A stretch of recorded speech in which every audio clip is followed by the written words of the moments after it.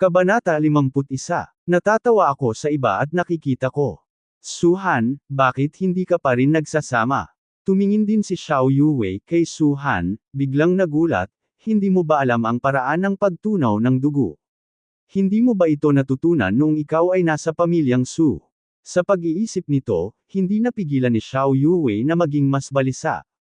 May mga espesyal na pamamaraan para sa pagsasanib ng dugo ng hayop, at sa pangkalahatan ay ibibigay lamang ito ng pamilya kapag malapit ng magkaroon ng tagumpay. Alalahanin na hindi natutunan ni Suhan ang anumang paraan ng paghahalo ng dugo ng hayop sa pamilya Xiao. Noong siya ay nasa pamilyang Su, dahil si Suhan ay isang Dragon Vein Realm, malamang na hindi rin niya ito natutunan. Hindi ka talaga marunong mag-fuse ng dugo ng hayop. Tanong ulit ni Xiao Yuwei. Napatingin din ang ibang tao kay Suhan, at palihim na sinabi na ang taong ito ay masyadong tulala, tama ba? Hindi mo ba alam na ang pangalawang antas ng Cold Cloud Sect ay ang Melting Beast Blood? Wala na bang paraan para pagsamahin ang dugo ng hayop? Anong problema? Tumingin si Ping Yuzi kay Xiao Yuwei. Sinabi ni Xiao Yuwei, hindi alam ng dakilang elder na si Suhan ay orihinal na hindi miyembro ng aking pamilyang Xiao, ngunit isang anak ng pamilyang Su, ngunit pinalayas mula sa pamilya ng pamilyang Su.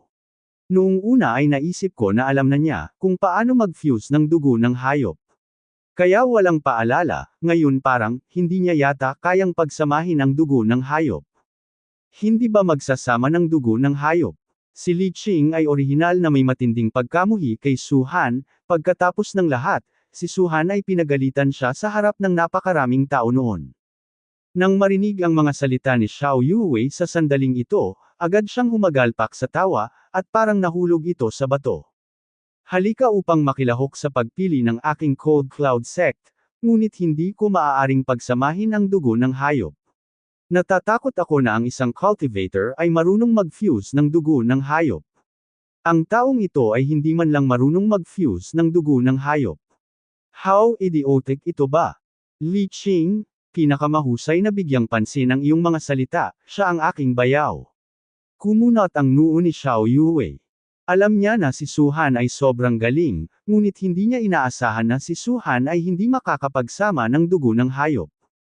Sige, makinig ka. Itinikom ni Li Qing ang kanyang bibig, ngunit ang puso ni Xiao Yuwei ay medyo hindi kanais na pigilan ang kanyang sarili na ngumiti. Bakit hindi mo sinabi kanina? Sumimangot si Ping Yuzi, at kasabay ng pagkaway ng kanyang cough, isang libro ang agad na lumipat patungo kay Suhan. Ito ang paraan ng Cold Cloud Sect ko sa pagsasanib ng dugo ng hayop, maaari mo itong hawakan pansamantala. Sabi ni Ping Yuzi. Sinulyapan ni Suhan ang libro, itinapon ito sa tabi, at mahinang sinabi, masyado kayong mag-isip. Isang biro, ang marangal na demonyong dragon na sinaunang emperador ay hindi maaaring pagsamahin ang dugo ng hayop. Kung siya ay si Suhan, makakagawa siya ng 10,000 paraan upang pagsamahin ang dugo ng hayop bago tumalikod.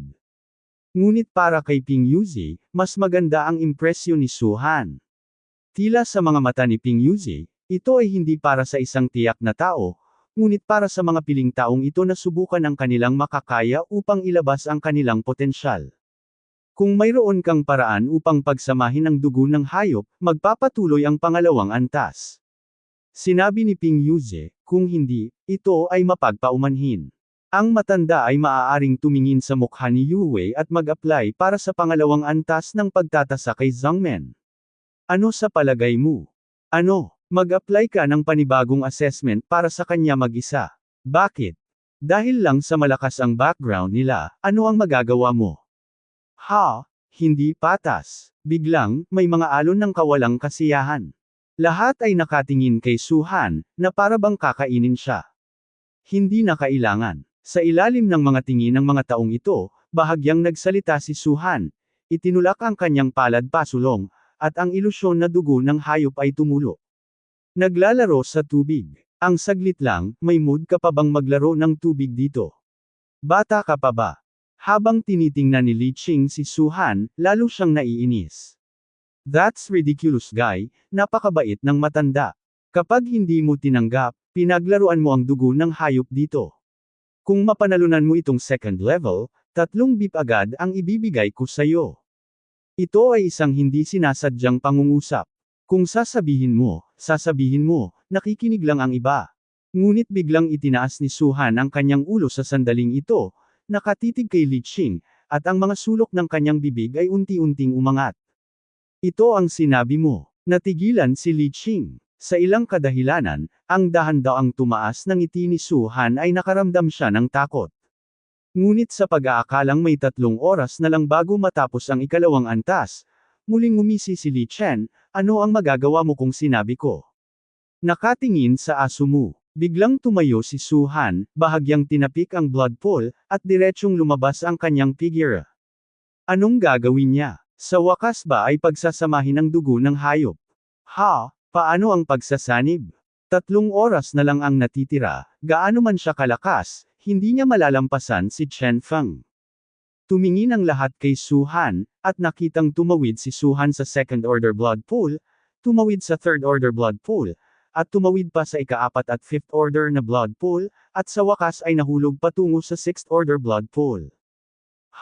Gusto niyang direktang pumasok sa 6th order blood pool. Katawa-tawa, hindi niya alam ang pamimilit ng mga dugong hayop na ito. Ang level ng blood pool na iyon ay kayang tiisin ng sinuman, ngunit sa huli, mas malaki ang pamimilit. Sandali, magpapakatanga siya. Nang makitang si Suhan ay aktwal na sumugod sa ika-6 na order na blood pool, nagkaroon muli ng tawa. Si Chen Feng, na palaging nagsasama ng dugo ng hayop, ay itinaas din ang kanyang ulo, at ngumiti kay Su Leng. Suhan, ang mga tao ay hindi maaaring maging mayabang, ang tier 6 na blood pool na ito ay hindi isang bagay na maaari mong 6 na stage. Ito ay sayang lang. Sinulyapan ni Suhan si Chen Feng, at agad siyang hindi pinansin. Nang malapit nang bumagsak ang kanyang mga yabag, tinapik niya muli ang ilusyon na dugo ng hayop, at ang kanyang figure ay biglang lumutang, nahulog sa dugo ng ika-7 order sa nakakabigla na mga mata ng hindi mabilang na mga tao. Sa loob ng pool. Wow! Sa pagbagsak ni Suhan, isang malaking pulang ilaw ang agad na sumabog, at sa wakas ay nabuo ang isang makapal na ilusyon na dugo ng hayop, at sa napakalaking presyon, ang ibabang bahagi ng katawan ni Suhan ay nalunod. Itong lalaki. Natigilan si Xiao Yuwei, hindi niya alam kung ano ang sasabihin. Ngunit si Ping Yuzi at ang iba pa ay nakatitig sa mata, at sa ilang sandali, wala silang mahanap na salita para ilarawan si Suhan. Dapat ba siyang maging bulag na mayabang? O talagang may ganoon siyang kakayahan? Hindi ako naniniwala. Sa sandaling ito, umalangaw-ngaw ang boses ni Chen Feng. Napakalaki na ng pamimilit nitong tier 6 na blood pool, hindi ako naniniwalang maaari mong pagsamahin ang tier 7 beast blood. Tapos tinatitigan mo ako ng dog eyes mo. Ngumuso si Su Lengren at naupo nang naka-cross-legged. Kalmado ang ekspresyon niya, hindi man lang siya nabigla sa pressure, para siyang nasa first order blood pool. Lunok. Nagulat ang katawan ni Suhan, gumagana ang Dragon Pulse Emperor Technique, at ang napakalaking suction power ay lumabas mula sa katawan ni Suhan saglit. Sa ilalim ng ganitong uri ng pagsipsip, ang dugo ng hayop sa ika-7 order na pool ng dugo ay nabawasan, ibinaba sa bilis na nakikita ng mata. Ano? Imposible ito. Sa sandaling ito, nanlaki ang mga mata ng lahat at hindi makapaniwalang tumingin dito. Alam mo, kahit sa first order blood pool, libu-libo sa kanila ang sumipsip ng dugo ng hayop na ito, ngunit hindi nila nabawasan ang dugo ng hayop sa blood pool na iyon kahit kaunti. Ngunit si Suhan lamang, at siya ay nasa ika-7 order na blood pool, hindi inaasahang nabawasan ng kalahati ang blood pool na iyon sa isang kisap mata. Ang munting bastos na ito. Nawala ang dating galit ni Ping Yuzi sa sandaling ito. Hindi alintana kung tunay na maisasama ni Suhan ang dugo ng hayop sa tier 7, hindi bababasa, ang ginagawa niya sa sandaling ito ay imposible para sa lahat ng naruroon. Maging si Xiao Yuwei, sa ikalawang antas na ito, ay matagumpay lamang na isinama ang ika-6 na order na dugo ng hayop, at ito ay isinama sa huling sandali. Si Xiao Yuwei ay hindi pumasok sa ika-7 order na blood pool. Siyempre, kung gusto mong pumasok, kahit sino ay maaaring pumasok, tulad ni Suhan, na direktang tumawid sa iba pang mga blood pool at pumasok sa ika-7 order na blood pool. Ngunit tulad nito, kung kaya nitong pagsamahin ang dugo ng hayop sa ika-7 ayos, wala ito, ngunit kung hindi ito makapag-fuse, kailangan mong tiisin ang pangungutya ng hindi mabilang na mga tao, at ang pangungutya, pang-aalipusta, at pang-aabuso ng hindi mabilang na mga tao. Upang ilagay ito awkwardly, ito ay pagpapanggap lamang. Boom! Nang nagulat ang lahat, biglang sumabog si Su-han sa pulang ilaw. Malinaw na ito ang pulang ilaw na gumagabay sa dugo ng halimaw sa katawan. Si Su-han lang ang gumagabay sa 7th Order Beast Blood. Ang nakasisilaw na antas ng pulang ilaw ay nakakabigla, tulad ng paglubog ng araw sa kalangitan, hindi lamang naaaninag sa mga mata ng lahat, kundi pati na rin sa kanilang mga puso. Imposible, imposible, ito ay ganap na imposible. Sa ika-6 na order na blood pool, si Chen Feng ay nagngangalit ng kanyang mga ngipin at ayaw na ipagpatuloy ang pagsasama ng dugo ng hayop. Palagi niyang iniisip na ang kanyang potensyal na paputok sa oras na ito ay labis na kahanga-hanga, sapat na upang maging unang taong napili sa pagkakataong ito. Paano naman si Hu Zhengyao? Paano si Yang Lin? Paano si Leng Yewei? Paano kung taga-county town sila? Ang kakayahang pagsamasamahin ng Tier 6 na dugo ng hayop ay ang pinakamataas na bahagi ng mga henyo ng Longwo Continent. Gaya ng naisip ni Chen Feng, sa sandaling matapos ang pagpili na ito at siya ang mauna, ang unang dapat gawin ay patayin si Su-han at sirain ang pamilyang Su. Ngunit hindi niya inasahan na sasabog si Su-han sa kagilahil-alas na lakas, hindi lamang direktang pumasok sa ika-7 order na blood pool, ngunit nilamon din ang halos kalahati ng dugo ng hayop sa isang iglap. Sa napakaraming dugo ng hayop, pati sa Tier 7, hindi na kayanan ni Chen Feng. Akala ko ako ang numero 1 sa seleksyon na ito. Hindi ko inaasahan na napakaraming henyo sa Yuanshan County. It's really outstanding. Sa 5th Order Blood Pool, huminga ng malalim si Leng Yewei, tumingin kay Su-han sa 7th Order Blood Pool, puno ng paghanga ang kanyang mga mata. Bahala na si Chen Feng. Hindi ko akalain na magkakaroon ako ng ganoong dark horse. Originally, si Hu Zhengyao at Yang Lin lang ang target ko, pero ngayon parang mas mababa ako sa kanila. Umiling si Leng Yewei, huminga ng malalim at nagpatuloy sa pag-condense ng mga bituin. Iba ang disposisyon niya kay Chen Feng. Para sa kanya, ang malalakas ay karapat-dapat sa paghanga, ngunit para kay Chen Feng, kung ang iba ay mas mahusay kaysa sa kanyang sarili, hindi niya ito matatanggap. Ganoon din ang 5th Tier Blood Pool, sina Hu Zhengyao at Yang Lin ay parehong itinaas ang kanilang mga mata upang tumingin kay Su-han. Sa unang antas pa lang, hindi na nila tinuring na kalaban si Su-han. Akala pa nila ay tanga si Su-han. Dahil minamaliit nila ang ilusyon na antas ng gintong espiritu na iyon, anong pagpili ang napuntahan nila upang lumahok?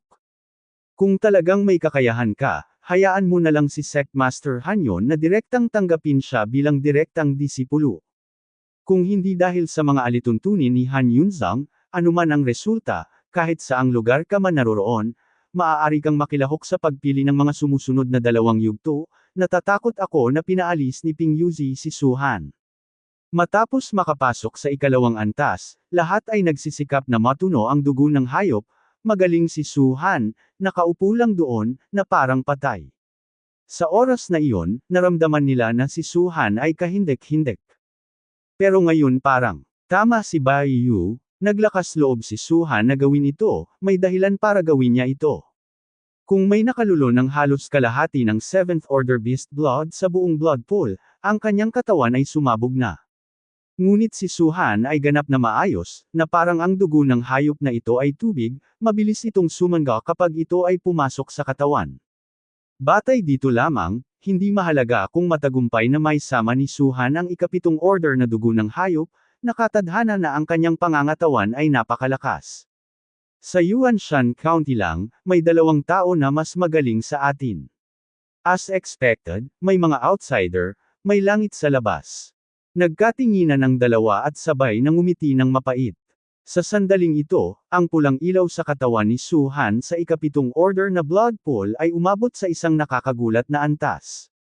Sa isang sulyap, hindi niya makita ang anyo ni Su-han. Ang tanging nakikita niya ay ang pulang ilaw. Huwag kang mamatay sa pool ng dugo. Malamig na bulong ni Li Qing.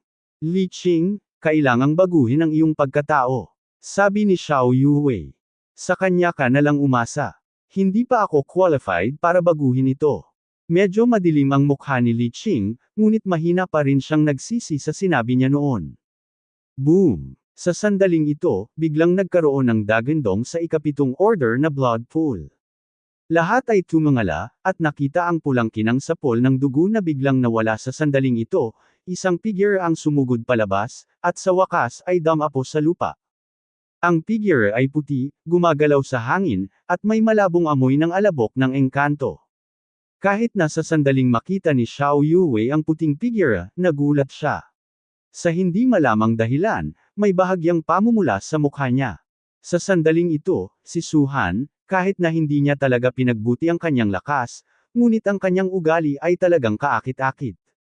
Gayunpaman, walang nagmamalasakit sa kanyang ugali, ang mahalaga sa kanila, ay ang mga kilay ni Su Han, ang 7 mabagal na gumagalaw na bituin. Sit-sit. Nang makita nila ang 7 bituin na ito, napabuntong hininga ang lahat. Kasama sina Xiao Yuwei, Bai Yu, Li Qing, at maging si Ping Yuzi, ay walang exception. 7 bituin. Tier 7 dugo ng hayop. Fused, talagang matagumpay. Oh my God, hindi naman ako nasisilaw diba? Ito ang tier 7 na dugo ng hayop. Gaano katagal nakipag-fused ang lalaking ito? 1 minuto, 2 minuto, o 3 minuto. Pagkatapos ng maikling katahimikan, isang malakas na ingay ang bumungad sa platform. Maniwala man sila o hindi, may 7 bituin sa mga kilay ni Su Han.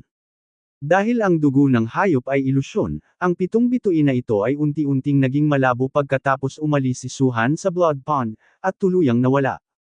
Pero, indelible ang nakaraang eksena, nakita na ng lahat. Hindi ako naniniwala, hindi ako naniniwala. Sa ika-6 na order na blood pool, ang mga mata ni Chen Feng ay namumula sa dugo, at isang maliit na kahindik-hindik at pangit ang lumitaw sa kanyang orihinal na gwapong mukha. Hindi niya ito matanggap. Dapat ay matatag niyang kinuha ang unang pwesto, ngunit sa loob lamang ng ilang minuto, kinuha siya ng iba sa isang napakalakas na poster. Lalo na, ang taong ito ay si Su Han. Sa iyong Xinxing, natatakot ako na maaari kang magpatuloy sa ika-6 na order na blood pool ng ilang sandali. Sinulyapan ni Su Han si Chen Feng, pagkatapos ay itinaas ang kanyang tingin at pinagmasdan ang karamihan. Sa pagwawalis ng kanyang tingin, naramdaman ng lahat na para silang hinihiwa ng parehong matalim na talam. Lahat sila ay mabilis na yumuko, hindi nangangahas na tumingin kay Su Han. Binaliwala lang ni Su Han ang mga taong ito, at sa wakas ay nahulog ang kanyang tingin kay Li Qing, na nakatayo sa likod ni na Xiao Yuwei at Bai Yu na may sobrang pangit na ekspresyon. Nang makita ang pagtingin ni Su Han, ang mukha ni Li Qing ay kumaibot, at agad na bumulong, lahat, si Li ay masama, umalis na tayo. Nang bumagsak ang mga salita, tumalikod siya at umalis. Bahagyang umangat ang sulok ng bibig ni Xiao Yuwei, alam na alam niya, ano ang sanhi ng pisikal na kakulangan sa ginhawa ni Li Qing. Dahil lang sa naunang pangungusap. Para naman kina Bai Yu at Hepeng Yuzi at iba pa, nakatulala pa rin sila sa sandaling ito, nakatingin sa 7 unti-unting nawawalang bituin sa pagitan ng mga kilay ni Su Han, hindi makapagsalita ng mahabang panahon. Hindi pa rin umaalis si Kuya Li. Nagsalita si Su Han sa malakas na boses, at habang kumikislap ang kanyang figure, mabilis siyang pumunta sa likod ni Xiao Yuwei at ng iba pa, hamarang sa harap ni Li Qing. Hindi mo pa natupad ang pangako mo. Matalas ang mga mata ni Su Han, at ang kanyang buong pagkatao ay parang isang matalim na espada mula sa kaluban nito, na may nakakagulat na aura na nagmumula sa kanyang katawan. Lumuhod ka at yumuko. Pagkarinig nito, nag-react lang ang lahat. Lalong nagbago ang ekspresyon ni Li Qing, kaya mahirap makita ang sukdulan. Su Han, joke lang yung sinabi ko kanina, di ba kailangan mong maging seryoso? Bulong ni Li Qing. Just kidding. I don't think you are joking. Bahagyang ngumiti si Su Han, lumuhod ka at yumuko. Muling sinabi ni Su Han ang parehong mga salita, na pinilit na maging kulay ng atay ng baboy ang gwapong mukha ni Li Qing. Ako ang elder ng outer sect ng Cold Cloud Sect, pero hindi ka man lang disipulo. Lumuhod ako at yumuko sa iyo.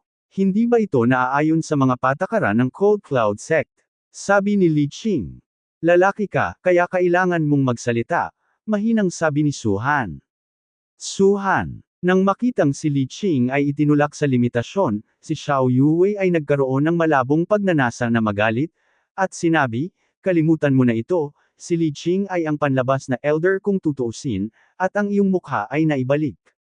Hayaan siyang harapin ng husto. Ang pagluhod sa iyo sa harap ng sangkatauhan, ito ay palaging hindi tugma. Walang kinalaman sa iyo ang bagay na ito. Bago matapos magsalita si Xiao Yuwei, iniunat ni Suhan ang kanyang daliri, marahang niyugyug ito, at nagluwa pa ng ilang salita, huwag kang mag-alala tungkol dito. Nang marinig ito, napabuntong hininga si Xiao Yuwei sa mahinang boses, na nagpapakita ng walang magawang ekspresyon. Alam niya ang sinabi niya, hindi nakikinig si Suhan.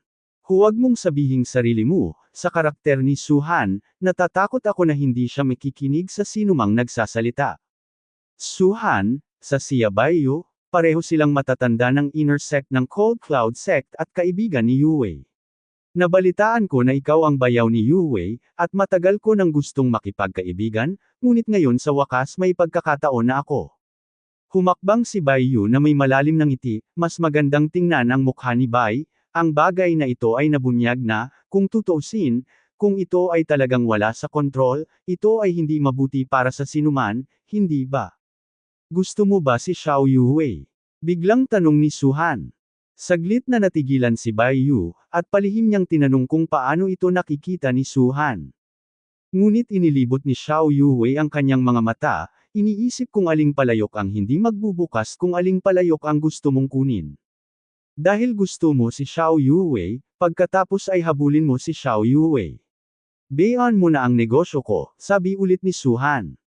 Napakaraming tao ang nanunood dito. Ang ilan sa kanila ay tiyak na papasok sa Cold Cloud Sect. Kung talagang lumuhad si Li Qing para sa iyo, nasaan ang mukha ng Cold Cloud Sect? Siya ang outer elder, paano niya mabibigyang lumuhad ang A disciple, pababa? Sabi ulit ni Baiyu. Dahil alam niya na siya ang outer sect elder, ano ang sinabi niyang napakaraming kalokohan noon? Kung matalo ako, kailangan ko bang bayaran sila ng 10 milyong gintong barya? Hayaan mo lang akong matalo at tuparin ang aking mga pangako. Nanalo ako, tuparin nila ang kanilang mga pangako. Ngumiti si Sulunlun. Nang marinig ang salitang gold coin, ang sulok ng bibig ni Ping Yuzi ay pumikit ng husto. Ngayon lang siya nabigla. Sa sandaling ito, sa paalala ni Suhan, bigla niyang naalala na may utang pa siyang 20 milyong gintong barya kay Suhan. Ito, hindi lang yung 20 million gold coins, sabi pa ni Ping Yuzi dati, hayaan mo yung mga taong yun na tumaya kay Suhan, kapag natalo sila, tutulungan sila ng mga gold coin nila na Ping Yuzi. Ngayon ay mabuti na, binigyan sila ni Suhan ng napakarilag na pitik na may napakalakas na postura, si Ping Yuzi ay talagang gustong samuka ng dugo. 20 milyong gintong barya. Ang buong net worth niya ay 20 million gold coins lang, at hindi ito sapat para tulungan ang iba na makuha ito. Suhan. Huminga ng malalim si Ping Yuzi at sinabing, talagang tyrannical ang pangangatawan mo. Maari mong pagsamahin ang karamihan sa dugo ng hayop sa ikapitong orden sa loob ng ilang minuto. Ang bagay na ito ay masasabing hindi pa nagagawa, at walang darating. Ang matandang lalaki ay labis ding hinahangaan. Pagkatapos ng sekta, sasabihin ng matanda sa suzerain at sa iba pa ang tungkol dito. Kahit na mabaigo kang manalo sa unang lugar sa pagpiling ito, maaari mo pa ring matamasa ang mga mapagkukunang maihahambing sa unang lugar. Nagtaas ng kilay si Suhan at tumingin kay Ping Yuzi, na dahan-daang bumigkas ng ilang salita sa nakakakilig na emosyon ng huli. May utang ka sa akin. Nang marinig ito, halos hindi na mapigilan ni Ping Yuzi ang pagluwa ng dugo. Napasok ka sa mata ng pera. Nagmura si Ping Yuzi sa loob. Napakarami niyang sinabi, sa katunayan, sinadya niyang pasayahin si Suhan, ngunit hindi niya inaasahan na hindi magagalaw si Suhan, at ang pagbuka ng kanyang bibig ay pera. At ikaw, ibinaling ni Suhan ang kanyang ulo at tiningnan ng iba, huwag kalimutan, bawat isa sa inyo ay may utang sa akin ng 10,000 gintong barya. Pagkatapos ng pagpili, isa-isa kong babawiin ang mga ito. Kai Fan. Hindi ba't 10,000 gintong barya? Anong nagmamadali? Nima, nanalo talaga ang langgam na ito, at libo-libo tayo ay walang laban sa kanya.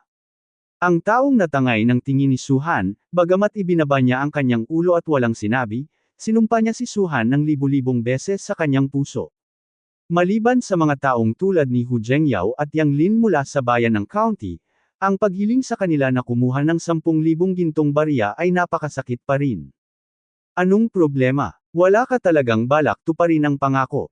Tumingin muli si Suhan kay Li Qing. Kailangan mo bang pilitin akong lumuhad at yumuko sa'yo? Kinagat ni Li Qing ang kanyang mga ngipin at sinabing, "Bueno, bibigyan kita ng 3,000,000 gintong barya, 1,000,000 gintong barya sa isang ulo." Hindi ako kapos sa pera, mahinang sabi ni Suhan. Kung hindi ka kulang sa pera, babagsak ka. Nag-alab ang mga mata ni Li Qing, gusto mo bang yumuko ako sa iyo? Sa kabilang buhay. Pag hindi ka tumambay, babawiin ko yang mga paa mo. Biglang sabi ni Suhan.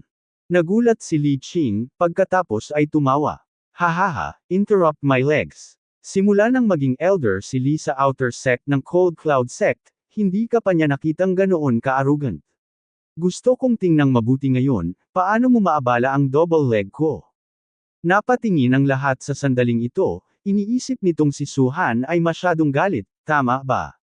Si Li Qing ay isa ring outer sect elder kahit anong mangyari, si Suhan ay naglakas loob na magsalita ng napaka-wild. Bukod pa rito, ang Li Qing's cultivation ay nasa huling Dragon Blood Realm at malapit nang maabot ang rurok nito. Siya ay nasa Cold Cloud Sect sa loob ng ilang taon at may ilang kasanayan sa dragon sa kanyang kamay. Maihahambing ito sa ordinaryong Dragon Blood Realm sa Yuanshan County. Hindi grade. Nang makita nila ito, malamig ang mga mata ni Suhan, at sa halip na magsalita ng walang kaparekan, ang kanyang figure ay nagmamadaling lumabas at dumiretso kay Li Qing. Ang kanyang karakter ay dapat iulat. Sinubukan ni Li Qing ang kanyang makakaya na kutsain siya noon, kaya kailangan niyang harapin si Suhan. Kung talagang pakakawalan mo siya, si Suhan sa nakaraang buhay ay hindi karapat-dapat na tawaging Ancient Demon Dragon. Wow! Nang mabilis na lumabas si Suhan, ang kanyang mga kamao ay lumundag, at isang puting tigre ang lumabas mula sa itaas, sumasabog patungo kay Li Qing na may mar-angle na dagandong. Roll! Ngumisi at munition si Li Qing. Ipinakita lang niya ang mukha ni Suhan kanina, kaya gusto niyang gumamit ng mga gintong barya para tapusin ang usapin, ngunit hindi niya inaasahan na magiging napakamangmang ni Suhan. Naglakas loob kang barilin ako kahit Dragon Vein Realm mo lang.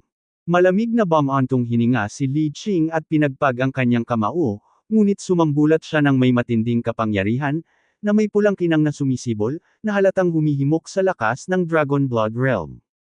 Ngayon, ipapaalam sa iyo ni Li kung ano ang ibig sabihin ng isang tao sa labas ng isang tao, may langit sa labas ng langit.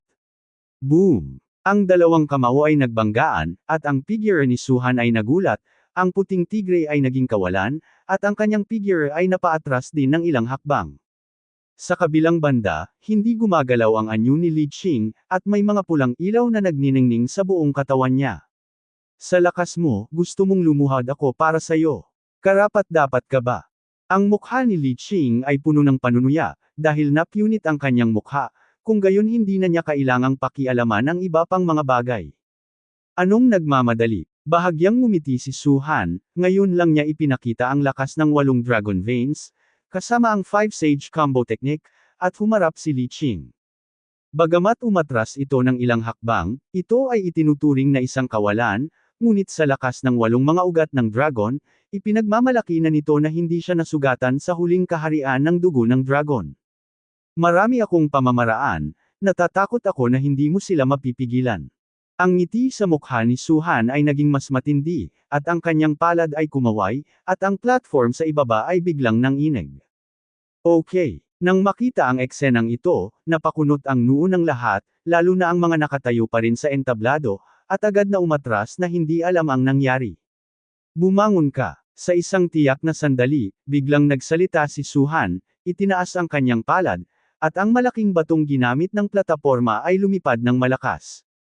Ano? Si Ping Yuzi at ang iba ay ganap na natigilan, at nakita na ang lahat ng mga malalaking bato sa loob ng buong saklaw na 30 metro kung saan si Suhan ang nasa gitna ay lumilipad lahat sa kawalan. Condensation. Muling nagsalita si Suhan.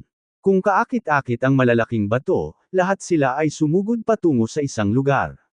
Sa isang kisap mata, dalawang malalaking figure ang lumitaw sa paningin ng lahat. Ngunit lahat ng nakakita sa eksenang ito ay napalunok ng laway at hindi napigil ang magpakawala ng malamig na hininga. Ang dalawang malalaking figure na iyon ay ganap na binubuo ng malalaking bato, na may taas na 15 metro. Sa paglalakad nila, naging sanhi ng patuloy na pag-vibrate ng lupa. Sa orihinal, mayroon pang 3 oras na natitira para sa pagtatasa ng ikalawang antas. Sinusubukan pa rin ni Chen Feng at ng iba pa ang kanilang makakaya na pagsamahin ang dugo ng hayop sa blood pool, ngunit sa sandaling ito ang malaking bato ay hinimok ni Su Han, at ang blood pool ay sumabog ng malakas. Nagmamadaling lumabas ang mga figure sa pool dahil sa kahihiyan. Su Han, anong gagawin mo? Sumigaw si Ping Yuzi, at bumaril lang, ngunit sinira mo pa ang platform na ito.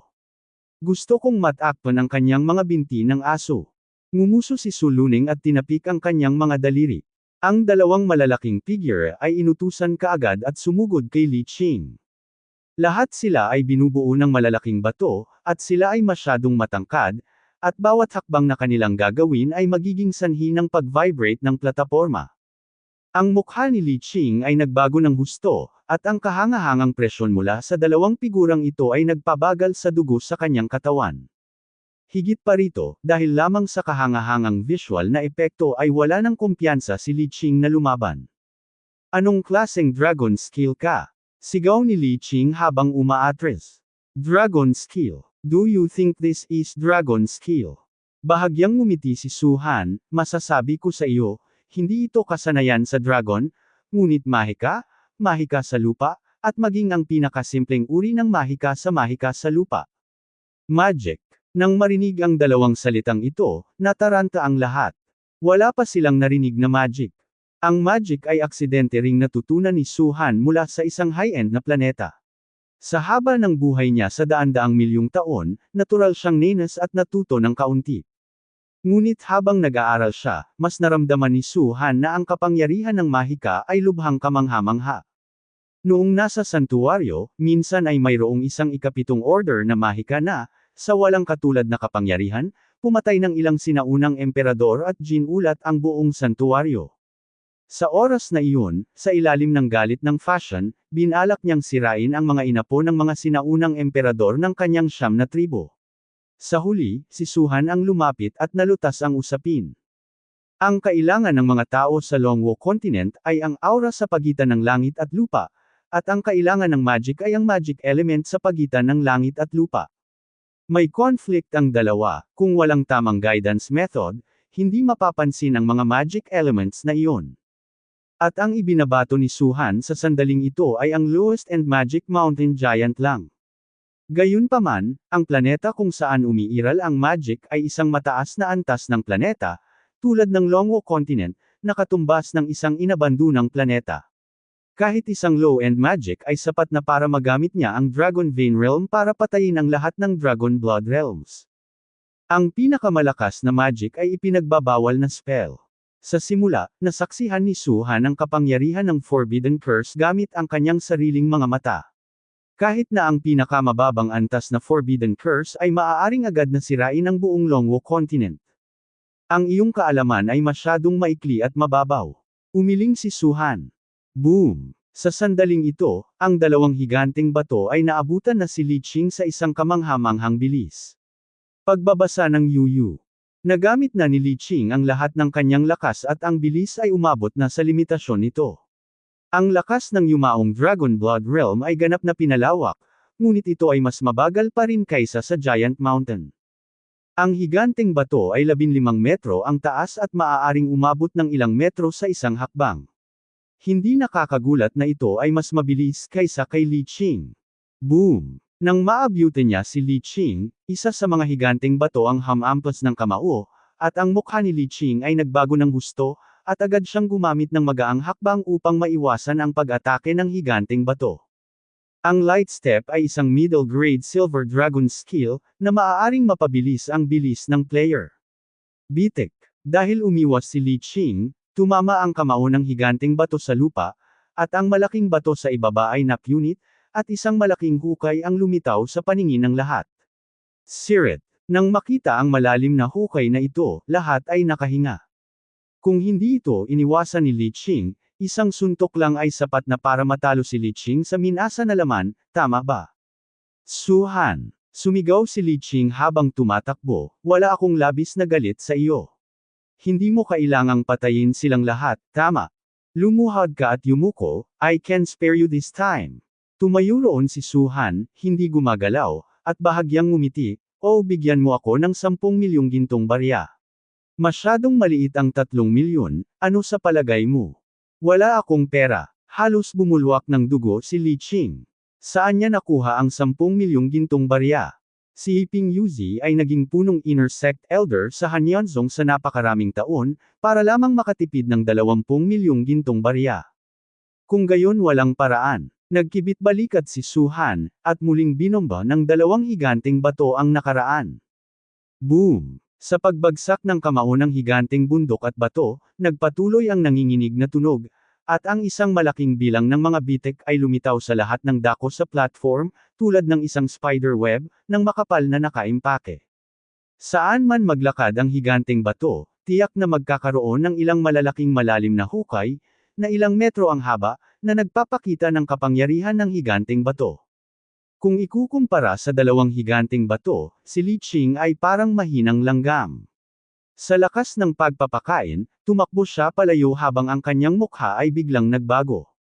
Sa prosesong ito, gumamit si Li Qing ng offensive dragon skill, ngunit ang dragon skill na iyon ay nahulog sa 2 rock giant, ngunit kaunting alikabok lang ang nabaril, at hindi ito nagdulot ng anumang pinsala sa rock giant.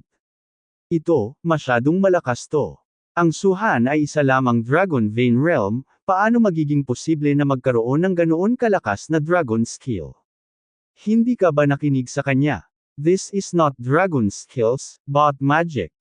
Natigilan ang lahat, si Li Qing ang elder ng outer sect ng Hanyunzong, at para sa kanila ito ay isang superior na pag-iral. Kahit na pagkatapos nilang sumali sa Cold Cloud sect, kailangan nilang magalang na tawagan si elderly kapag nakita nila ang isa't isa.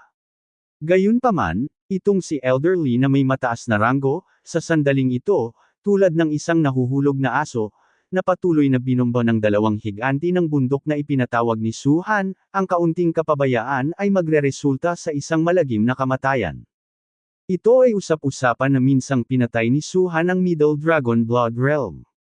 Hindi ako naniniwala noon, ngunit ngayon naniniwala na ako. May bomb ulong. Elder, iligtas mo ako. Ang desperadong dagandong ni Li Qing ay nagmula sa malayo, ang kanyang enerhiya ng dragon ay halos maubos, at ang 2 higanti ng bato ay hindi huminto. Kung magpapatuloy sila ng ganito, mauubos sila ni Su Han maaga o huli. Bilang punong elder ng Cold Cloud sect, natural na hindi mapapanood ni Ping Yuzi si Li Qing na pinatay ng buhay. Su Han, tumigil ka nga. Habang nagsasalita, sumugod si Ping Yuzi. Biglang lumingon si Su Han, tinuro si Ping Yuzi at sumigaw, isara mo ang bibig mo para sa akin, ang bagay na ito ay walang kinalaman sa iyo, huwag kang mag-alala. Nagulat si Ping Yuzi, at agad na bumangon sa galit. Ang matandang lalaki ay ang punong inner sect elder ng Hanyunzong, hindi mo kailangang ilagay si Li Qing sa iyong mga mata, naglakas loob ka na pag-alitan ang matanda ng ganito. Bagamat kayang patayin ni Su Han ang gitnang yugto ng Dragon Blood Realm, at patakbuhin pa si Li Qing na hinahabol ang buong platform, ngunit isa lamang siyang Dragon Realm, ngunit naabot na ni Ping Yuzi ang Dragon Spirit Realm, paano siya matatakot sa Su Han? Kung hindi ka titigil, huwag mong sisihin ang matanda sa pagiging walang awa. Malamig na umungol si Ping Yuzi. Ikaw lang. Kalmadong ngumiti si Su Han, at sa pagitan ng pagwagayway ng kanyang mga palad, biglang gumuho ang lupa, at muling nag-condensed ang 2 higanteng bundok. Ay solve muna natin itong 2 rock giant. Roll! Sa pagtingin sa higanteng bato sa bundok na may isang suntok, nontog si Ping Yuzi sa kabuuan, at ang antas ng paglilinang ng Dragon Spirit Realm ay ganap na bumagsak. Gusto rin niyang makita kung anong klaseng lakas mayroon ng higanteng batong ito. Boom! Biglang nagdikit ang 2, at 2 sunod-sunod na suntok ang pinasabog ni Ping Yuzi. Nagulat ang 2 rock giant sa impact, at napaatras sila ng ilang hakbang. Sa kabilang banda, medyo namula ang mukha ni Ping Yuzi, at ang figure na sumugod pasulong ay umatras sa sandaling ito. Ano? Nang makita ang eksenang ito, nagulat ang lahat. Ang kuha ni Ping Yuzi ay orihinal na anabangan nila ito. Pagkatapos ng lahat, si Ping Yuzi ay ang punong inner sect elder ng Cold Cloud Sect, at higit pa sa huling Dragon Spirit Realm. Inaasahan nilang dudurugin ni Ping Yuzi ang higanteng bato sa isang suntok, ngunit ang eksenang nauna sa kanila ay nagdulot sa kanila ng pagkagulat. Ang isang tao sa Dragon Vein Realm ay maaari pang ang pantay-pantay na itugma sa huling labanan ng Dragon Spirit Realm. Napabuntong hininga din sina Bai Yu, Xiao Yuwei at ang iba pa, at nanliit ng husto ang kanilang mga mata. Yuwei, ang bayaw mo, medyo nakakatakot. Sabi ni Bai Yu sa malalim na boses. Hindi nagsalita si Xiao Yuwei, ang takot sa kanyang puso sa sandaling ito ay hindi masabi. Sa Dragon Vein Realm, ang pagpatay sa Dragon Blood Realm sa mas mataas na antas ay sapat na nakakagulat, ngunit ito ay katanggap-tanggap.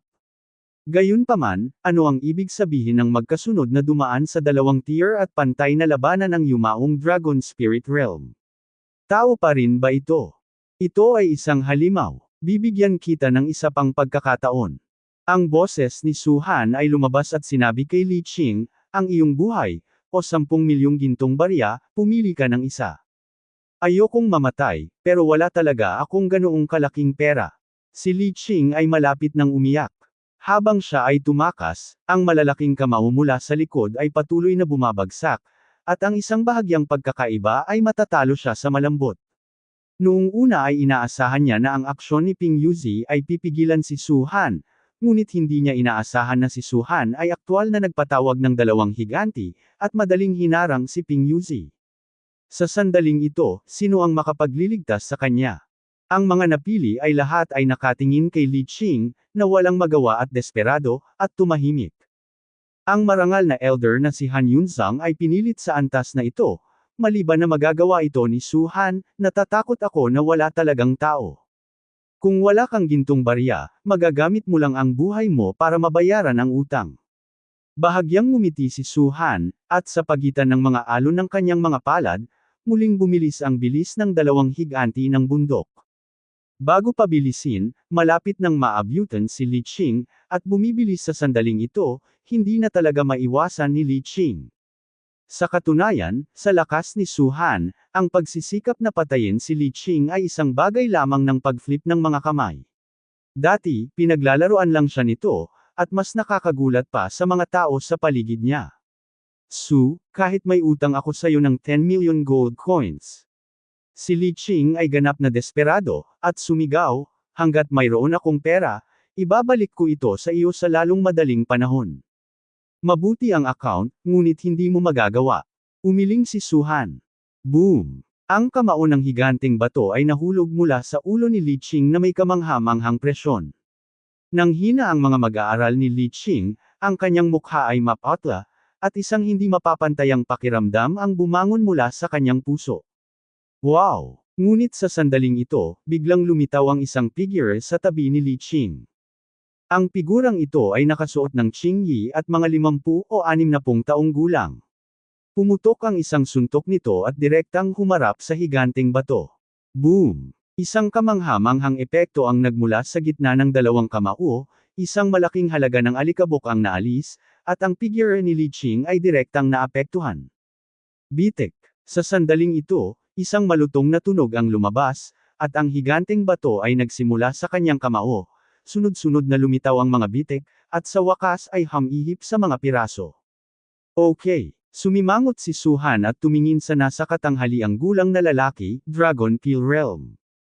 Ipinatawag niya ang higanteng bundok, at natural niyang naiintindihan kung anong uri ng lakas ang taglay niya. Tanging ang Dragon Core Realm lang ang makakabasag nito sa isang suntok. Guru, sa wakas ay nag-react si Li Qing at tuwang-tuwa siya nang makita niyang nabasag ang higanteng bato. Nakita ko ang Deputy Master. Nang makita ni na Xiao Yuwei, Bai Yu at iba pa ang nasa katanghaliang gulang na lalaki, nagmamadali rin silang sumaludo.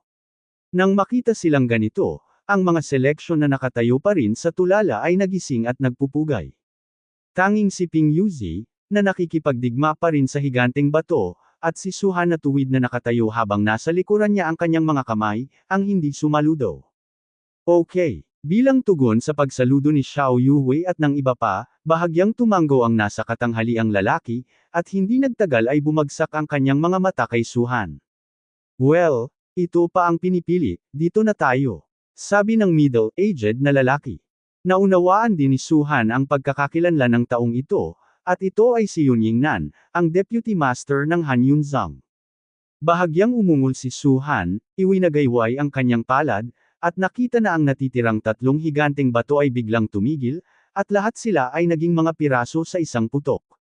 Natigilan si Ping Yuzi saglit, at lumakad na may malungkot na ekspresyon, at yumuko kay Yun Yingnan at sinabing, nakita ko na ang deputy master. Hindi siya pinansin ni Yun Yingnan, ngunit ngumiti kay Suhan, sabi mo magic ito. Okay, tumango si Suhan. Medyo nakakatuwa. Itong Zhang na ito ay hindi pa nakarinig ng salitang magic. Ngumiti si Yun Yingnan. Bagamat gumawa ng napakalakas na ingay si Suhan, mula sa kanyang ekspresyon at tono, tila wala siyang galit kay Suhan. Ikaw ba ang kanyang amo? Tanong ni Suhan kay Li Qing.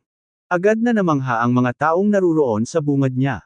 Tungkol sa karakter ni Suhan, talagang hindi nila ito maisip. Wala lang silang pakialam kay Li Qing, ang panlabas na elder, maging si Ping Yuzi, ang punong panloob na elder. Sa sandaling ito, na nakaharap sa Vice Sect Master ng Cold Cloud Sect, sa ilalim ng taong ito, ang pagkakaroon ng higit sa 10,000 katao, walang kahit katiting na magalang na tingin, at ito ay napakamapagpakumbaba pa rin, ng walang kahit katiting na paggalang. Tama. Ang mas nakakagulat pa ay hindi nagpakita ng galit si Yun Yingnan sa tono ni Suhan. Well, sinabi ni Suhan, may utang sa akin ang iyong disipulo ng 10 milyong gintong barya. Maaari mong bayaran siya. Kailan ako nagkautang ng 10 milyong gintong barya? Galit na sabi ni Li Qing. Okay, sumimangot si Suhan, sinabi ko lang na may utang ako sa akin ng 10 milyong gintong barya, at ngayon gusto kong pagsisihan muli, tama ba? Akala ko talaga may nagpo-protekta sa iyo at hindi kita kayang patayin. Ikaw, sige, gustong magsalita ni Li Qing, ngunit nagambala siya ni Yun Yingnan, tutulungan ko siyang bayaran ito. Nang bumagsak ang boses, ikanaway ni Yun Yingnan ang kanyang palad at agad na nahulog ang isang gintong card sa kamay ni Suhan. Inilagay ni Suhan ang gintong card sa storage ring, saka lamang nagpakita ng isang ngiti. Nalinis na ang dalawa. Asshole! Malapit nang mabali ang mga ngipin ni Li Qing. Hindi niya maintindihan kung bakit binigyan ni Yun Yingnan si Suhan ng 10 milyong gintong barya sa simpleng paraan. 10 milyong gintong barya iyon. Hindi ba dapat tama na direktang patayin si Suhan sa galit? Nandito ka rin para sa pagpili, gusto mong sumali sa Cold Cloud Sect? Tanong ulit ni Yun Yingnan. Hindi man lang siya pinansin ni Suhan, ngunit tumingin kay Ping Yuzi. 20 million gold coins ang taya mo. Kung idagdag mo ang kanila, 30 million ang kalkulado. Sabi mo gusto mong kunin para sa kanila. Iipon kita ng konti, 50 million lang, paano? Halos ibuga ni Ping Yuzi ang isang subo ng lumang dugo, at ang isang matandang mukha ay naging atay ng baboy sa mismong lugar. Saan siya nakakuha ng ganoon kalaking pera? Ngunit muli niyang ipinagmalaki ang tungkol sa pagpunta sa Haikou noon, hinihiling sa mga piniling ito na tumaya laban kay Suhan. Sa sandaling ito, kung gusto mong bumalik, hindi ka na makakabalik. Kunin mo ang pera. Iniunat ni Suhan ang kanyang kamay. Suhan. Lumapit si Xiao Yuwei kay Suhan at hinayla ang damit ni Suhan, na parang pinipigilan siya. Pagkatapos ng lahat, alam ni Xiao Yuwei na si Ping Yuzi ay walang ganoong kalaking pera. Oh, tama. Tila walang ideya si Suhan kung ano ang ibig sabihin ni Xiao Yuwei, at ngumiti, ikaw ang aking panganay na hipag. Pagkatapos kong makuha ang pera, tiyak na igagalang kita. Huwag kang mag-alala. Pumunta ka sa impyerno. Mahigpit na kinagat ni Xiao Yuwei ang kanyang mga pilak na ngipin, na gustong kumagat ng isang piraso ng karne mula kay Suhan. Ang bastos na ito, hindi ba niya nilinaw na gusto niyang hilahin ang sarili sa tubig? Anong nangyari? Nang makitang ibinaba ni Ping Yuzi ang kanyang ulo at hindi nagsalita doon, naiinip na sinabi ni Suhan, ang punong inner sect na elder ng marangal na Cold Cloud Sect, hindi mo ba makukuha ang kaunting pera na ito? Nang marinig ito, ang mukha ni Ping Yuzi ay pumikit ng husto. Itong maliit na pera, itong Nima, not to mention 50 million gold coins, or 50 million Chinese cabbage, matagal na nilang hinahanap. Ano ang ibig mong sabihin sa maliit na pera na ito? Hindi talaga mailabas. Nang makitang hindi pa rin nagsasalita si Ping Yuzi, lumungkot ang mukha ni Su-han. Wala akong masyadong pera sa ngayon, may utang muna ako sa iyo, at babayaran kita kung mayroon ako mamaya. Sabi ni Ping Yuzi sa mahinang boses, pilit na naghahanap ng lugar na matahiyan. Tinatanggap ko ang aking taya ng mag-isa, nang wala ang matanda. Lumabas si Chen Feng mula sa ika-6 na order na blood pool at naghagis ng silver card kay Su-han. Ako na mismo ang kukuha. Di ba 10,000 gintong barya? Dito ka na. Kaagad pagkatapos noon, ibinato rin nina Leng Yawei, Hu Zhengyao at iba pa ang kanilang mga silver card kay Su-han. Si Su-han ay hindi natatakot kay Ping Yuzi, ngunit wala silang pakialam. Kung may masamang impresyon sa kanya si Ping Yuzi dahil sa gintong barya, hindi sulit na magsuot ng maliliit na sapatos para sa kanyang sarili sa Hanyunzang. Hindi nagtagal, nakatanggap si Su-han ng daan-daang silver card na may 10,000 gintong barya. Gayunpaman, kung ihahambing sa libu-libong tao, mahigit sa 1,000,000 gintong barya ay napakakaunti pa rin. May 48.73 milyon. Malinaw na nagbilang si Su-han. Hindi mo ba masasabi ang ilang mga salita? Mainit ang magandang mukha ni Xiao Yuwei, at si Su-han ay magiging target ng pambabatikos ng publiko kung magpapatuloy siya ng ganito. Why don't you say a few words? May utang siya sa akin. Sabi ni Su-han. Siya ang dakilang elder ng inner sect, at hindi ba ibinalik sa iyo ng mga tao ang paraan ng Cold Cloud Sect sa pagtunaw ng dugo ng hayop noon? Hindi ka na makaka-atres. Sinabi ni Xiao Yuwei, ang paraan ng pagtunaw ng dugo ng hayop, ang aking sarili oo, dahil tumaya siya sa akin, dapat siyang handa na matalo. Panipik. Huminga ng malalim si Su-han at same time na sinabi, hiniling mo sa akin na ibigay ang pera. Bakit ako sumuko? Bakit nila ako pinagpustahan, hindi mo alam. Iyon ay dahil minamaliit nila ako. Nang marinig ito, damaykit ang mapupulang labi ni Xiao Yuwei, ngunit sa huli ay hindi na siya muling nagsalita. Dahil tama si Su-han, kahit sino man iyon, ang dahilan ng pagtaya kay Su-han ay dahil minamaliit niya si Su-han. Ang pangungutya ng lahat kay Su-han noon, narinig din ito ni Xiao Yuwei, kung walang ganitong kakayahan si Su-han, sa sandaling ito, natatakot ako na libu-libong tao ang habulin ng asterisk ni Su-han para sa mga utang. Mula simula hanggang wakas, tama si Su-han. Inaamin ko na sa pagkakataong ito ay namiss ko ito. Ibibigay ko muna sa iyo ang 20 milyong gintong barya, at babayaran ko ang iba mamaya. Naghagis si Ping Yuzi ng gintong card kay Su-han, pagkatapos ay tumalikod at umalis. Bagamat wala pa ring host para sa ikatlong antas, wala na talaga siyang mukha para manatili rito. May 28.73 milyon pa, na-settle mo na yung account ng malinaw, huwag kalimutan, sigaw ni Su-han.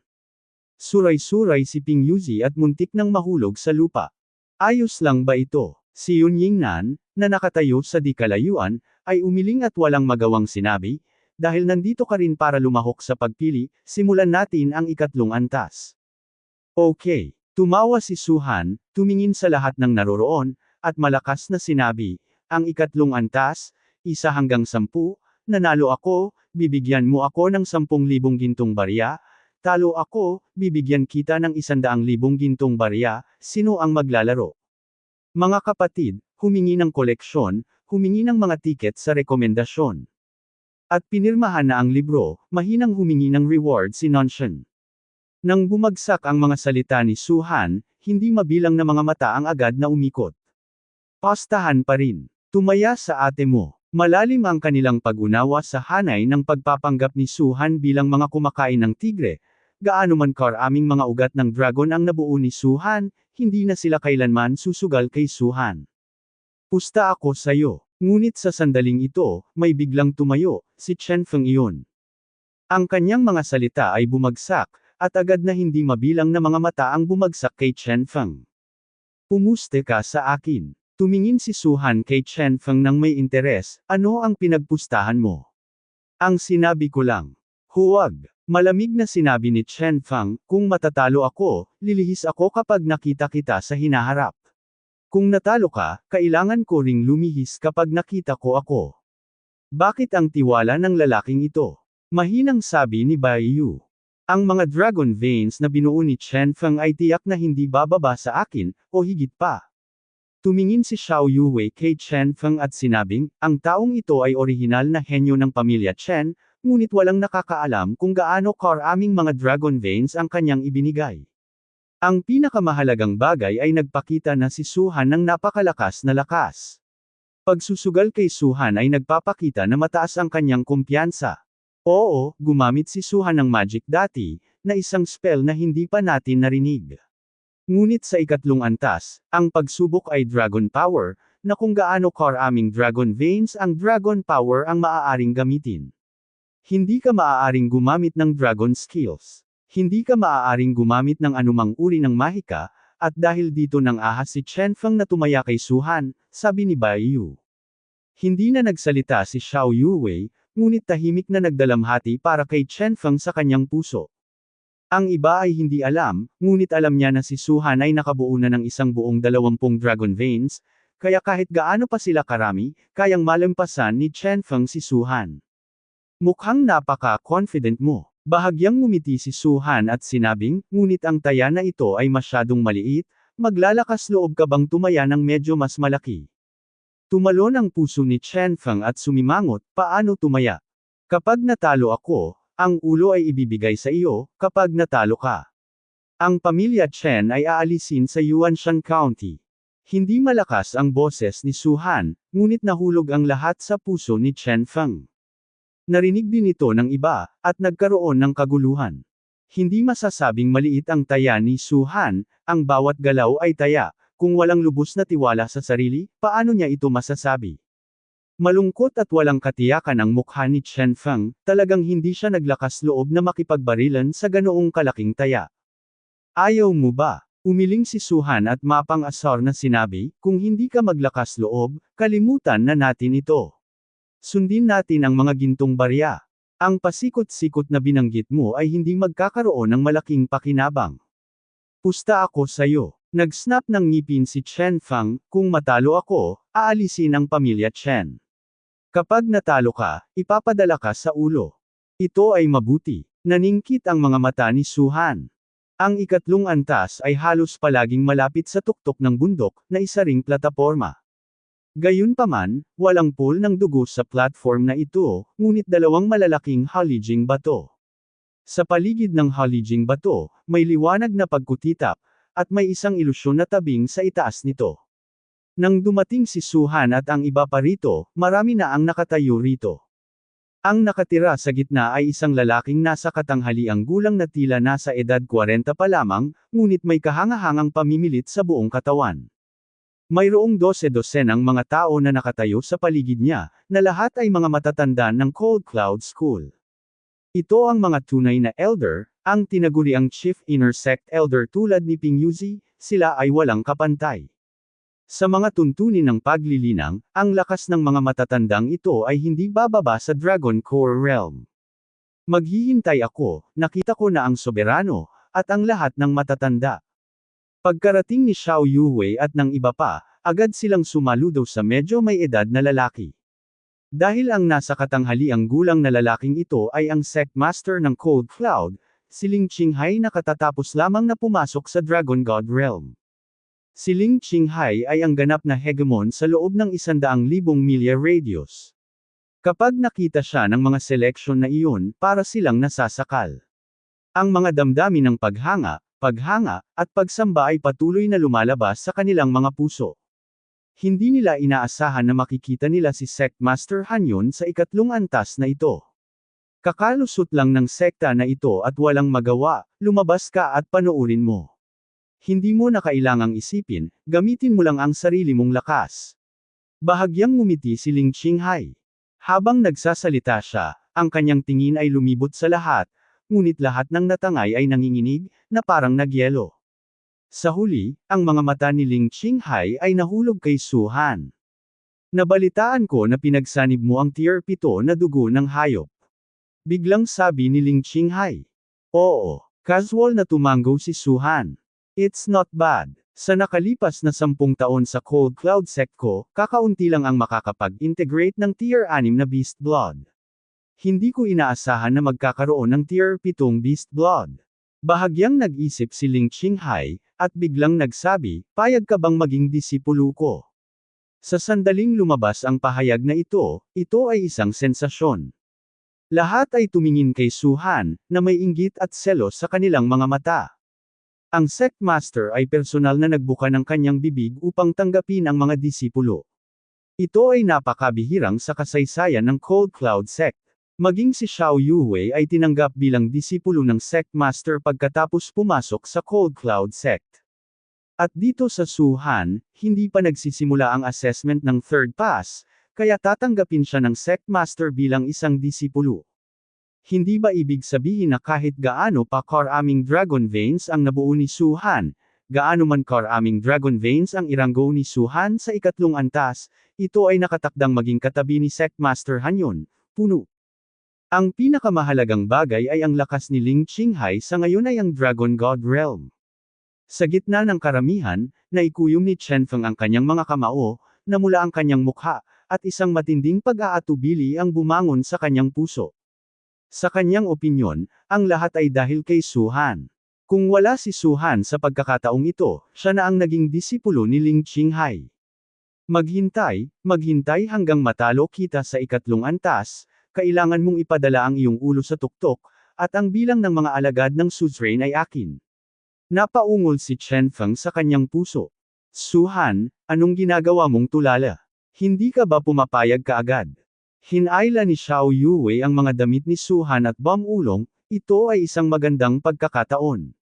Kung magiging disipulo ka ng sect master, ang mga resources na makukuha mo ay hindi bababa sa Kilyu o kahit Liuliu sect, at ang sect master ay mayroon na.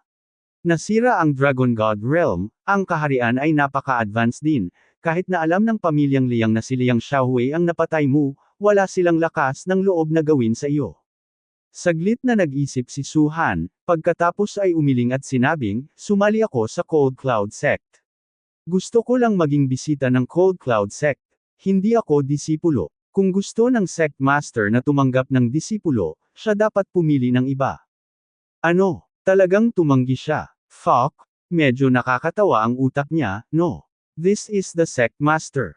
Pambihirang pagkakataon, tumanggi siya, at delusional na maging panauhin ni Han Yunzang. Napakayabang talaga. Lahat ay tumingin kay Su Han, ang kanilang mga mata ay puno ng hindi kapanipaniwala. Tinanggihan niya ang magandang pagkakataon. Iyan ang disipulo ng sect master, ang disipulo ng Dragon God Realm. Kung sumasang-ayon siya, pagkatapos ay naglalakad pa rin siya patagilid sa loob ng 100,000 milya na radius na ito.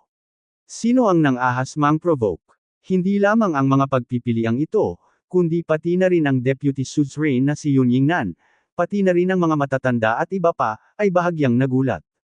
Ngunit ang sinumang dumating upang lumahok sa pagpili ay hindi nais na sumali sa Cold Cloud sect at makahanap ng isang makapangyarihang master. Ang sect master na si Han Yun ay walang alinlangan na pinakagusto nilang maging mga disipulo. Pero si Su Han, tumanggi talaga. Bakit tumanggi? Hindi inaasahan ni Ling Qinghai na tatanggi si Su Han.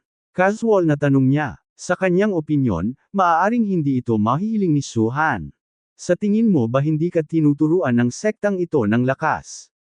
Tanong muli ni Ling Qinghai. Ito ang unang pagkakataon na siya ay tinanggihan upang tumanggap ng isang alagad. Hindi naman sa hindi mo ako tinuruan ng lakas, pero itinaas ni Su Han ang kanyang ulo at mahinahong sinabi, ito ay ang kontinente ng Longu, walang sinuman ang kwalipikadong magturo sa akin. Mapangahas, matapang, what an arrogant junior, but just a dragon vein realm. It doesn't matter if you don't know the kindness of the sovereign, how dare you say such arrogant words. Sa sandaling bumagsak ang boses ni Su Han, agad na itinaas ng mga matatanda ang kanilang mga ulo, at isang malakas na pamimilit ang lumabas mula kay Su Han. Kung binago nila ang ibang tao, ang pamimilit na ito ay magiging mahirap para sa kanila na huminga, at sila ay luluhod sa lupa at nanginginig. Ngunit tuwid na tumayo si Suhan, hindi nagbago ang kanyang ekspresyon, at mahinahong tumingin sa mga taong ito. Yung iba natatawa sa akin sobrang baliw, natatawa ako sa iba at hindi nakikita. Ang huling buhay ni Suhan ay ang pinuno ng santuwaryo. Bagamat ang sinaunang Emperor Demon Dragon ay muling isinilang sa sandaling ito at nawala ang kanyang paglilinang, muli siyang isinilang na may mga alaala. Ang kaharian, mga diskarte, at mga lihim na diskarte sa kanyang isipan. Maaari nitong manginig ang Longwo Continent. Sino ang maaaring magturo sa kanya? Kung payag siya, natatakot ako na si Ling Qinghai ay humihiling na maging kanyang disipulo. Sige. Tumingin si Ling Qinghai kay Suhan saglit, pagkatapos ay biglang ngumiti, dahil ayaw mong maging disipulo ko, hindi kita pipiliti na simulan ang pagtatasa ng ikatlong antas.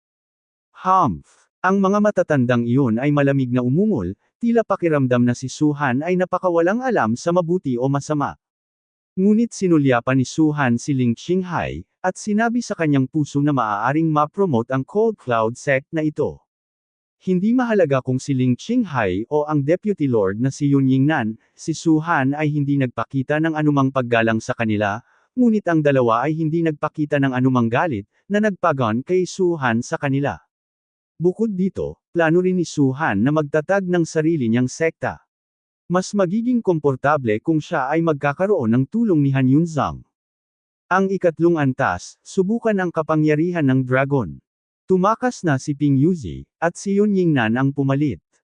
Naturally, dumating siya upang mamuno sa pagtatasa ng ikatlong antas. Ang bawat isa sa inyo ay may isang pagkakataon lamang na pasabugan ang kapangyarihan ng dragon at bombahin ang Halijing bato. Ang screen sa itaas ay natural na magpapakita kung gaano karaming dragon veins ang mayroon ka. Ang may pinakamaraming dragon veins ay ang una. Malakas na sabi ni Yun Yingnan. Ang ikatlong sagabal ay ang pinakamahalagang sagabal, ngunit para sa mga pagpipiliang ito ay hindi gaanong mahalaga. Dahil alam nila kung gaano karaming dragon veins ang kanilang nabuo, at sa sandaling ito ay inaasahan na lamang nila na ang ibang tao ay may mas kaunting dragon veins kaysa sa kanilang sarili, kaya may pagkakataon silang makapasok sa Cold Cloud School. Ang ikatlong antas, magsisimula na. Sa pagbagsak ng mga salita ni Yun Yingnan, may agad na humakbang. Wow! Ang taong ito ay hindi nang ahas na itago ang kanyang sarili, at ang kanyang buong katawan ay sumabog sa kapangyarihan ng dragon, at sinuntok ang Halijing bato. Om! Nag-boss ang haligi ng bato, at lumitaw ang ilang malalaking character sa screen sa itaas nito. 5 dragon veins. Susunod, lihim na umiling si Yun Yingnan, at ang 5 dragon veins ay talagang hindi masyadong marami para sa Longwo Continent, masasabing karaniwan na ito. Sa pamamagitan lamang ng pag-abot sa higit sa 7 dragon veins maaari itong ituring na isang maliit na tagumpay. Kahit na ang 8 dragon veins ay mga henyo, ang 9 na dragon veins ang ubod ng paglilinang ng mga sekta na ito, 10 dragon veins. Iyon ay isang walang katulad na henyo. Gayunpaman, ang bilang ng mga dragon veins ay depende sa laki ng mga bata.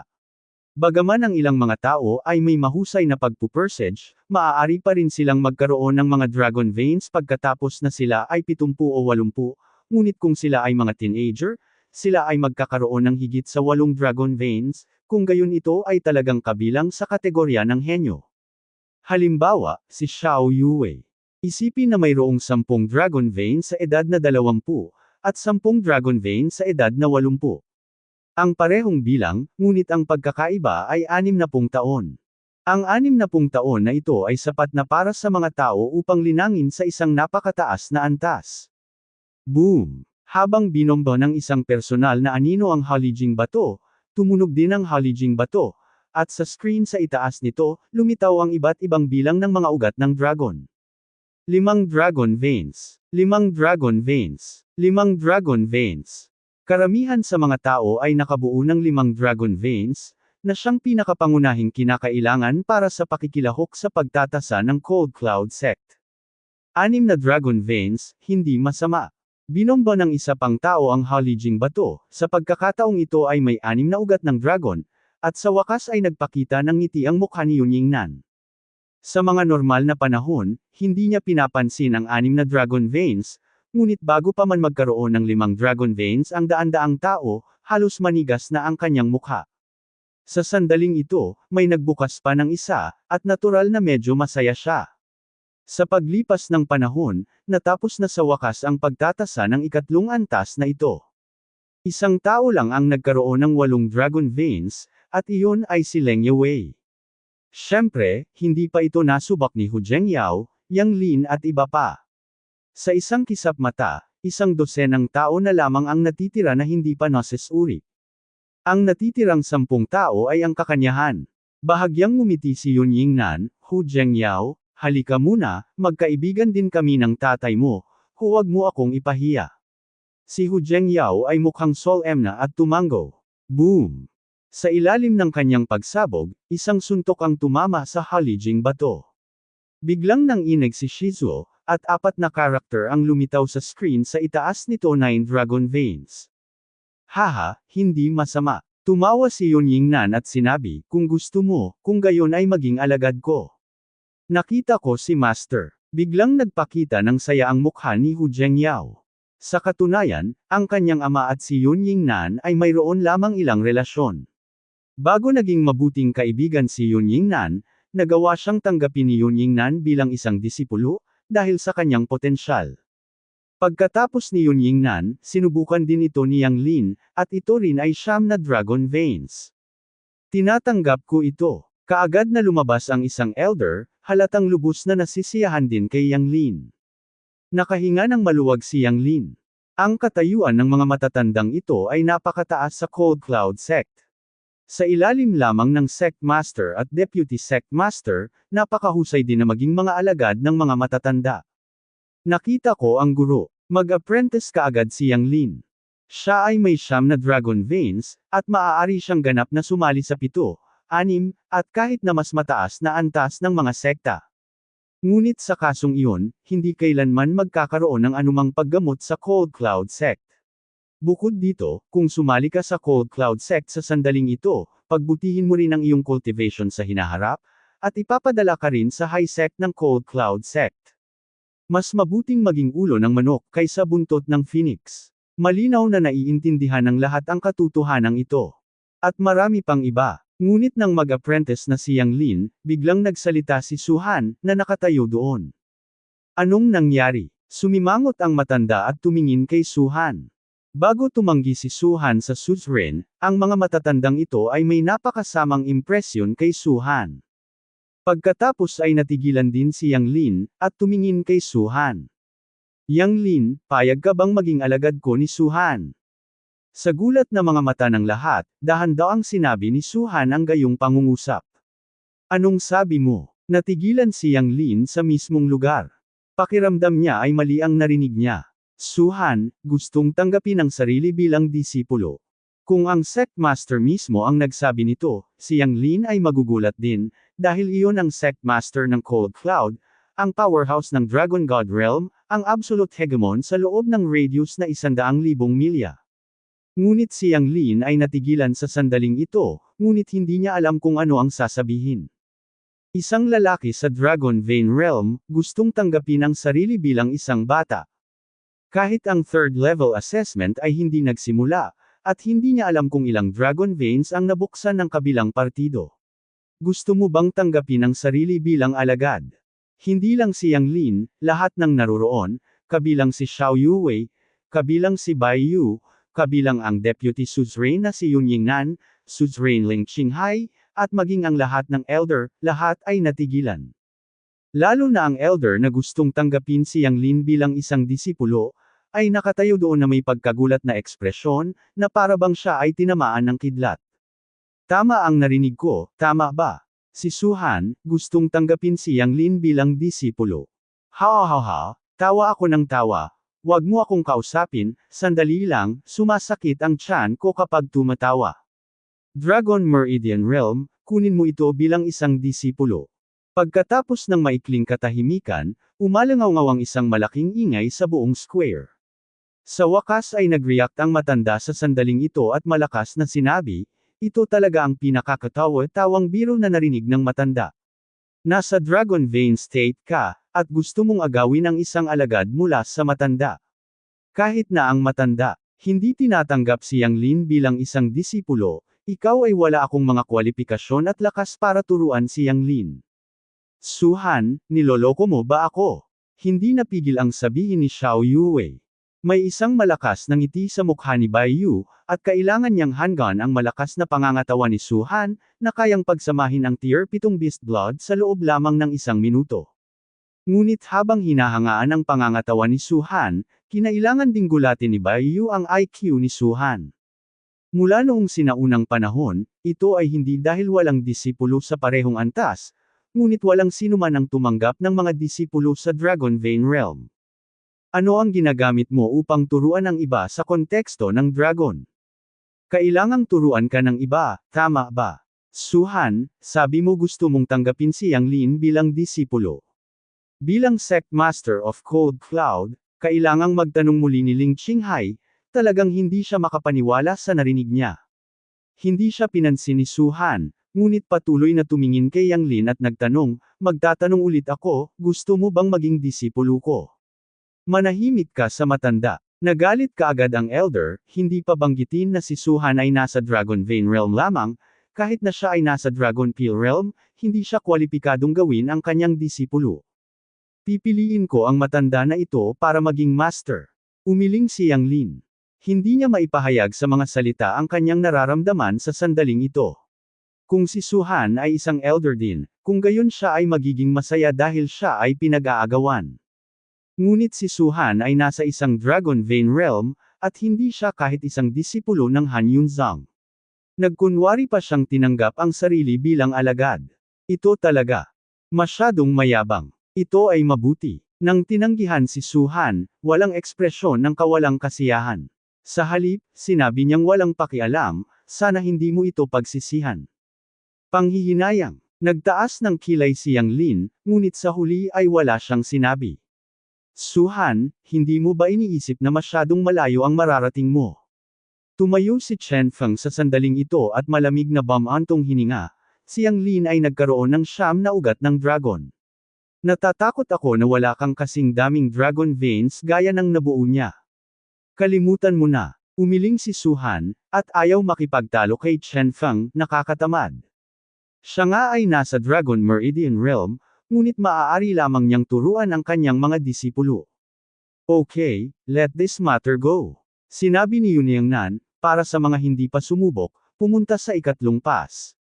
Darating ako. Diretso na naglakad si Chen Feng patungo sa Halijing Bato, ibinaling ang kanyang ulo para tingnan si Su Han, at nginisyan, hindi ka ba makikipagpustahan sa akin?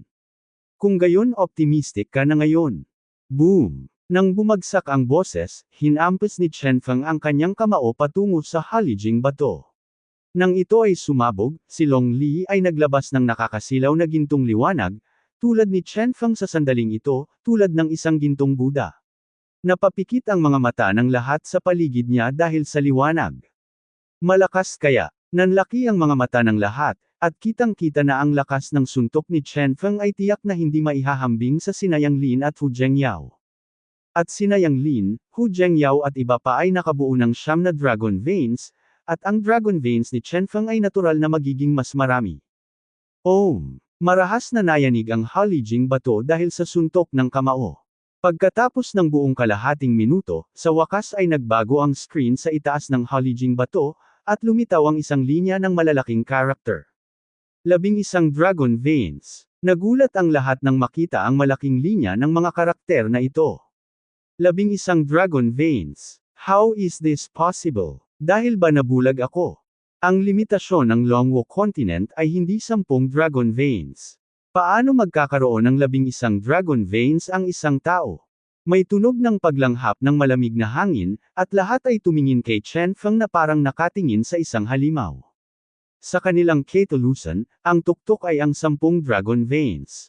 Ang mga makakabuo ng 10 Dragon Veins ay hindi maiiwasang maging sobrang lakas sa hinaharap at tatawid sa Dragon Martial Continent. Ngunit ngayon, nabasag na ni Chen Feng ang kanilang kaalaman, nabasag ang bilang ng mga ugat ng dragon sa tuktok ng kontinente ng Longwu, at nagkaroon ng matinding epekto sa kanilang mga puso. Hindi nakakagulat na naglakas loob siyang tumaya kay Su-han.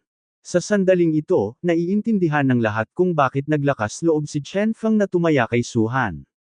Dati, noong si Su-han ay nasa ikalawang antas, nagpakita siya ng napakalakas na lakas at madaling walisin sila, na naging dahilan upang magkaroon sila ng hindi kilalang takot kay Su-han. Ngunit naglakas loob pa rin si Chen Feng na tumaya kay Su-han, lahat sila ay medyo nalilito. At ngayon, ang palaisipan na ito ay ganap na nalutas. Paano ang makapangyarihang lakas ni Su-han? Kung tutuusin, Dragon Vein Realm lang siya. Si Chen Feng ay nakabuo ng 11 Dragon Veins, na mas matalino kaysa kay Xiao Yue, at tiyak na magiging isang walang katulad na kapangyarihan sa hinaharap. Hindi magtatagal upang malampasan si Su-han. Ito ay isang espiritong katawan.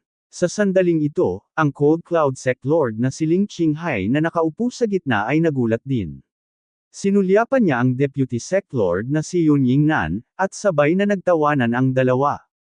Katawan ng espiritu, sa pagtatasa ng aking Cold Cloud Sect, isang espiritong katawan ang hindi inaasahang lumitaw, ha. Shen Feng. Biglang sinabi ni Ling Qinghai, payag ka bang maging disipulo ng sektang ito? Payag ang alagad, magbigay galang kay guro. Si Chen Feng ay nagmamadaling sumaludo, at sabay na sumulyap kay Su-han ng walang bakas, ang kanyang mga mata ay puno ng kasiyahan at pagmamalaki. Sa sandaling tumanggi si Su-han kay Ling Qinghai, alam na ni Chen Feng na tiyak na mahuhulog sa kanya ang bilang ng mga disipulo ng Sect Master. Dahil nakabuo na siya ng 11 Dragon Veins, walang makakapagkumpara. Nang marinig ng ibang tao ang mga salita ni Ling Qinghai, muli silang nagpakita ng paghanga. Ang 11 Dragon Veins ay talagang kwalipikadong maging mga alagad ng suzerain. Su-han, ikaw na. Ngumisi si Chen Feng at sinabing, huwag kalimutan ang dati nating taya. Kung matalo ka, kailangan mong panatilihin ang iyong ulo. Nang magsalita si Chen Feng, lahat ay tumingin kay Su-han. Magiging malas ngayon si Su-han. Deserve it, hayaan mo siyang mabaliw. Oo, hindi ko inilagay ang mga matatanda sa aking mga mata noon, at kahit nakaharap ang Deputy Suzerain, wala siyang magalang na hitsura. Kahit na ang Suzerain ay personal na bamuka ang kanyang bibig at nais na tanggapin siya bilang isang apprentice, tumanggi, na parang wala siya sa Dragon Vein, parang Dragon Emperor Realm, at talagang medyo galit na galit at sobra-sobra. Ang lalim talaga nitong si Chen Feng. Oy, sa tingin mo ba ibibigay talaga ni Su-han kay Chen Feng ang ulo niya? I can't help but he's just talking like that. Ang mga putok ng mga salita ay puno ng amoy ng pagkahulog sa lupa.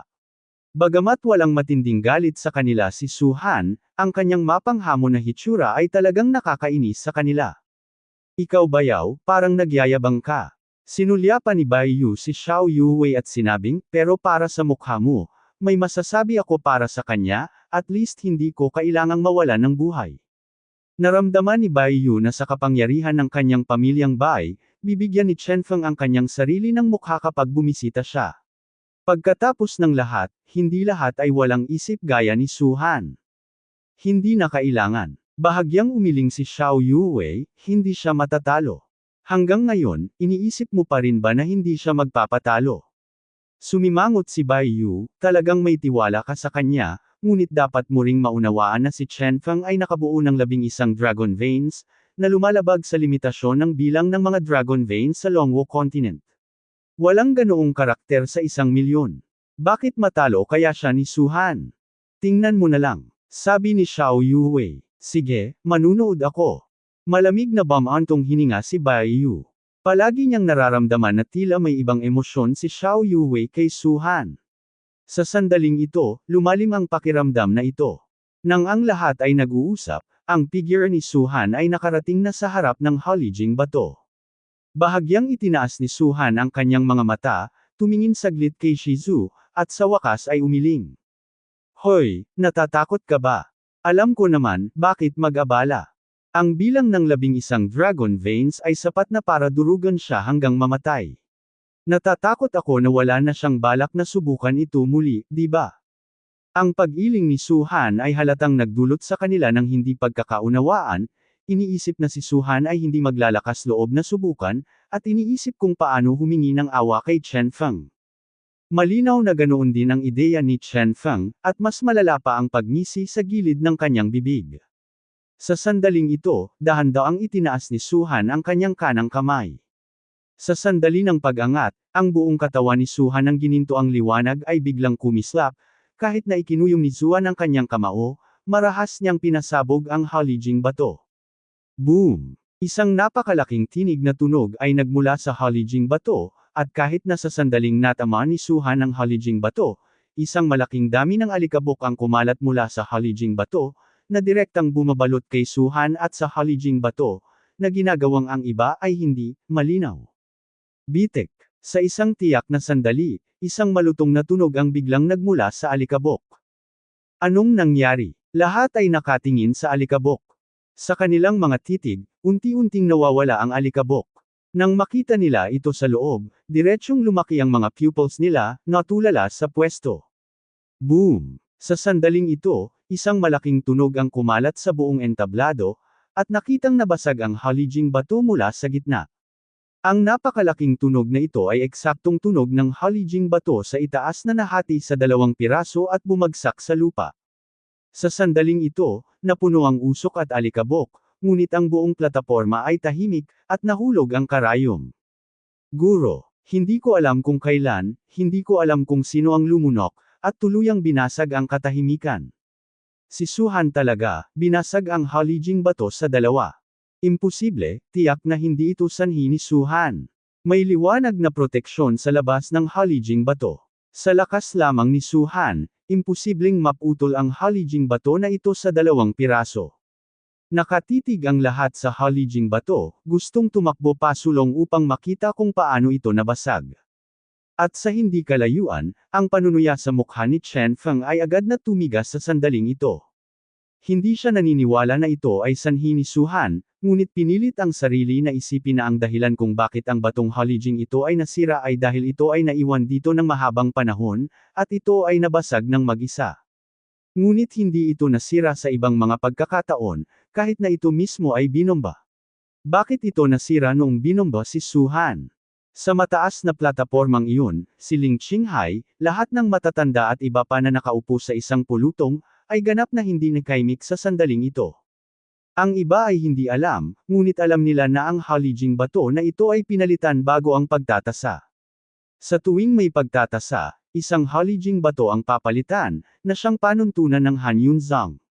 Malinaw, ang pagkasira ng halijing bato ay sanhi ng pambobomba ni Suhan.